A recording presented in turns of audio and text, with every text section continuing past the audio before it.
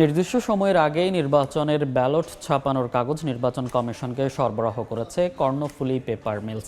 রাঙ্গামাটিতে প্রতিষ্ঠানটির ব্যবস্থাপনা পরিচালক জানান, ব্যালটে ছাপানোর জন্য ৯১৪ মেট্রিক টন সবুজ, গোলাপি, এজুরলেট ও বাদামি সালফেট রঙের কাগজ জমা দেওয়ার কথা ছিল ১৫ জানুয়ারি। তবে এর আগেই চাহিদার পুরোটা বুঝিয়ে দেওয়া হয়েছে নির্বাচন কমিশনকে। এছাড়া ঢাকা বিশ্ববিদ্যালয়, বিভিন্ন শিক্ষা বোর্ড, জাতীয় বিশ্ববিদ্যালয় সহ ১১টি প্রতিষ্ঠানে আরও ১২০০ মেট্রিক টন কাগজ পর্যায়ক্রমে সরবরাহ করা হবে।